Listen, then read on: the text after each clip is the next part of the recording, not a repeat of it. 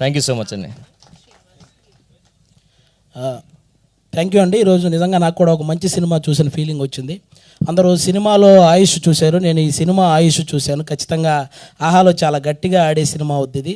ఆహాకి మంచి సబ్స్క్రైబర్స్ అలాగే వ్యూవర్షిప్ కూడా వచ్చే సినిమా అవుద్దని నేను మనస్ఫూర్తిగా కోరుకుంటున్నాను. ఇంకా ఇప్పుడు ప్రజెంట్ ఈ సినిమా ఇండస్ట్రీలో నాకు ఏదైతే నాకు వస్తున్న అవకాశాలకు కానీ, నేను చేస్తున్న సినిమాలకు కానీ, నేను వెనకేస్తున్న రూపాయలకు కానీ, అలాగే నాకు ఇస్తున్న కాంప్లిమెంట్స్కి కానీ అన్నిటికీ మూల కారణం అభి అన్నయ్య. నేను అది ఎక్కడున్నా చెప్తాను. అభి అన్న లేకపోతే ఈరోజు అసలు నేను ఇండస్ట్రీలో అంటే ఇంత ముందుకైతే వచ్చేవాడిని కాదు, అసలు ఇండస్ట్రీకి కూడా వచ్చేవాడిని కాదేమో అభి అన్న అనేవాళ్ళు లేకపోతే. కాబట్టి అలాంటి అభి అన్న ఏం చేసినా మంచి జరగాలని మనస్ఫూర్తిగా కోరుకుంటాను.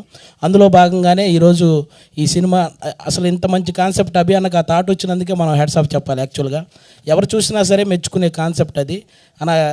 మీకు ఎలాగైతే మన జబర్దస్త్లో మీరు కొత్త కొత్త కాన్సెప్ట్తో వచ్చేవాళ్ళు, కానీ ఈరోజు ఈ స్టెప్ మాత్రం వేరే లెవెల్. ఇంకా మీరు ఆల్రౌండర్ పర్ఫార్మెన్స్ మీ అందరికీ తెలుసు. మీరు కామెడీ చేస్తారు, ఒక సాఫ్ట్వేర్ ఇంజనీర్గా చేయగలరు, ఒక యాంకర్గా చేయగలరు, హీరోగా చేశారు, ఇప్పుడు డైరెక్షన్ చేస్తున్నారు. ఏం చేసినా కూడా అందులో కొత్తగా చేస్తూ సక్సెస్ అవుతూ వస్తున్నారు. ఇలాగే ముందుకు వెళ్ళాలని మనస్ఫూర్తిగా కోరుకుంటున్నానన్న. అలాగే రాస్తారు నన్ను కూడా మధ్యలో ఎన్నో కాంట్రవర్సీలు ఏవైనా జరుగుండొచ్చు, కానీ వాటి తర్వాత ఒక కమ్బ్యాక్ కావాలని నేను గట్టిగా కోరుకున్నాను.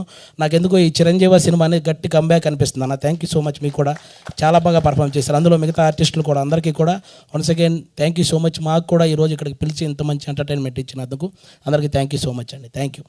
థ్యాంక్ యూ ఆది గారు. రాఘవారు మళ్ళీ మాడతారా? ఇందాక మాడింది అర్థం అవ్వలేదట ఎవరికి? యాక్చువల్గా గంట సేపు మాట్లాడదామని ప్రిపేర్ అయ్యాను.